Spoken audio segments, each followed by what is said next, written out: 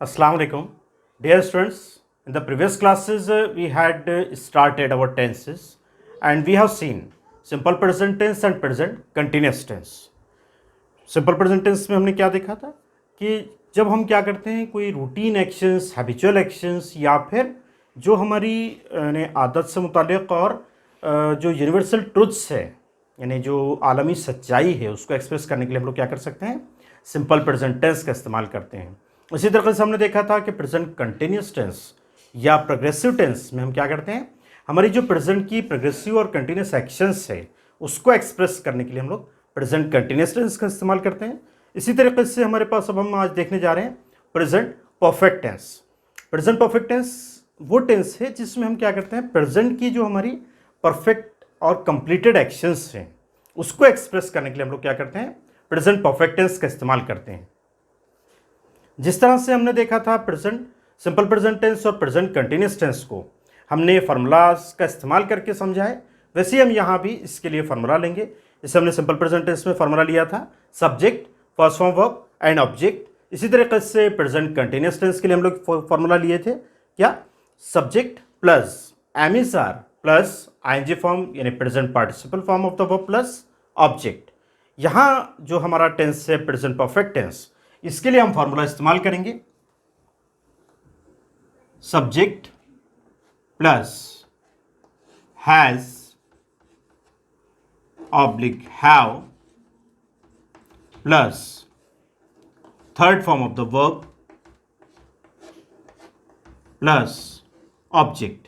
Third form of the verb जिसको हम क्या कहते हैं, past participle form of the verb, या हम अपनी अंडरस्टैंडिंग में कहते हैं third form of the verb, वो हम इस्तेमाल करेंगे। अब यहाँ पर जो हमने फार्मूला लिया है इसको बेस बनाते हुए हम कुछ एग्जाम्पल्स ले सकते हैं। जैसे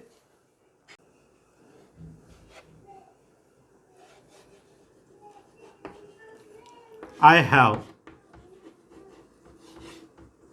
taught simple present tense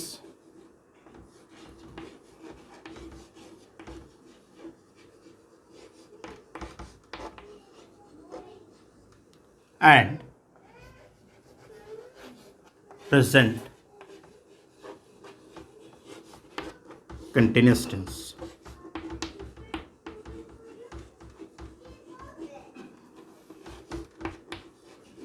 इसी तरीके से हम एग्जाम्पल ले सकते हैं, ही हैज सबमिटेड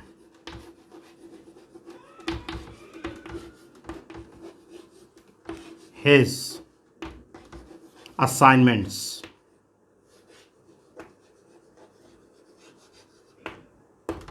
इसी तरीके से हम एग्जाम्पल्स ले सकते हैं,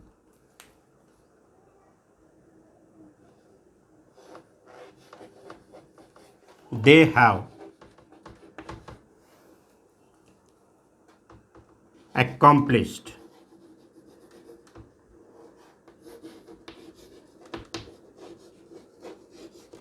the assigned task। यानी यहाँ हमने जो एग्जाम्पल्स लिया है वो क्या किया है, फॉर्मूले का इस्तेमाल किया है। और अब आप यहाँ देखना है, आपने ऑब्जर्व करना है कि आपको क्या चेंजेस सेंटेंसेस में दिखाई दे रहे हैं। As per the formula you have to identify what changes you are observing. Obviously you are observing, कहीं पर हमने हैज़ इस्तेमाल किया है और कहीं पर हैव इस्तेमाल किया है। जैसे आई हैव टॉट, यहाँ पर हमने हैव इस्तेमाल किया है, यहाँ आई हमारा सब्जेक्ट है, टॉट वर्ब है और simple present tense and present continuous tense ये हमारा ऑब्जेक्ट है। इसी तरीके से यहाँ हमारा सब्जेक्ट ही है और हमने इस्तेमाल किया है हैज़, यहाँ verb submitted his assignment object.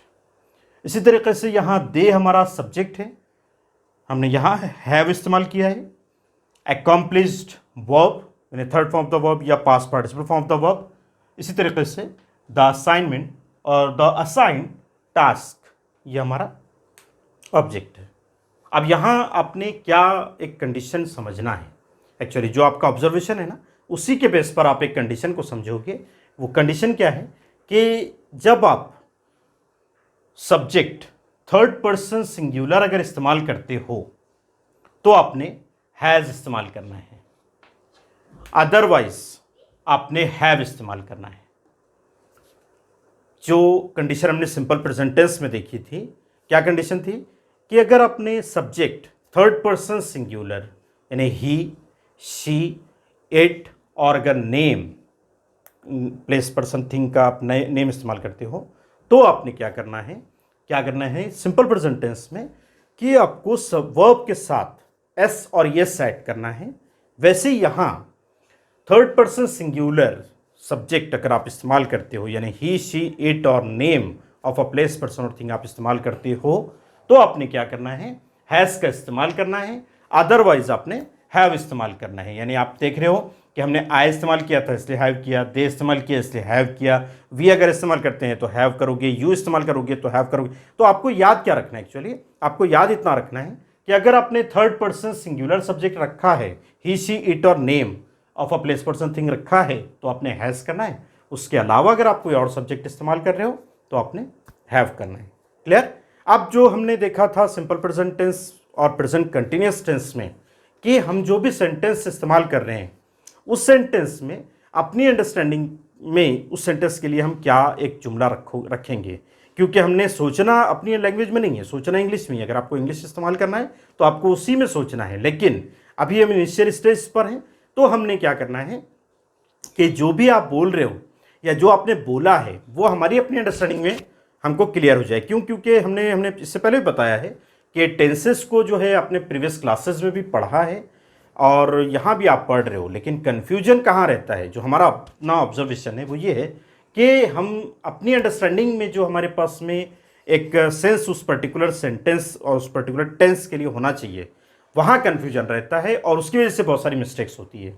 तो सिंपल प्रेजेंट टेंस में हमने क्या रखा था कि एक अपनी अंडरस्टैंडिंग में टर्म हमने दिया था, वर्ड दिया था लास्ट में, करता, आता, जाता। इसी तरीके से प्रेजेंट कंटिन्यूअस में हमने क्या दिया था, कर रहा है, आ रहा है, जा रहा है। वैसे यहाँ पर आपको रखना है अपनी अपनी अंडरस्टैंडिंग में क्या, कर चुका है या किया है। अब हम सेंटेंस को देखते हैं। I have taught simple present tense and present continuous tense. अब हम क्या समझेंगे, मैं सिंपल प्रेजेंट टेंस और प्रेजेंट कंटिन्यूअस टेंस पढ़ा चुका या पढ़ाया है या सिखा चुका या सिखाया है। क्लियर? वैसे he has submitted his assignments, वो अपने असाइनमेंट्स सबमिट कर चुका है या उसने अपने असाइनमेंट्स सबमिट किया है। इसी तरीके से they have accomplished the assign task, वो अपने उन्हें जो असाइन किए गए हैं टास्क या उन्हें जो टास्क असाइन किया गया है वो मुकम्मल कर चुके हैं या उन्होंने अपने जो भी उन्हें काम दिया गया है वो पूरा किया है। क्लियर हो रही है बात? यानी कर चुके हैं या किए हैं, ये हमारा इस सेंटेंस के लिए हम रख रहे हैं। वैसे यहाँ पर किया है या कर चुका है, वैसे यहाँ पर मैंने किया है या मैं कर चुका हूँ। यानी ये हमारी एक अपनी अंडरस्टैंडिंग ज़रूरी है। एक बार हमारी अंडरस्टैंडिंग क्लियर हो गई है तो उसके बाद जब हमने कुछ बोलना है, कुछ हमने लिखना है, we have to think in English.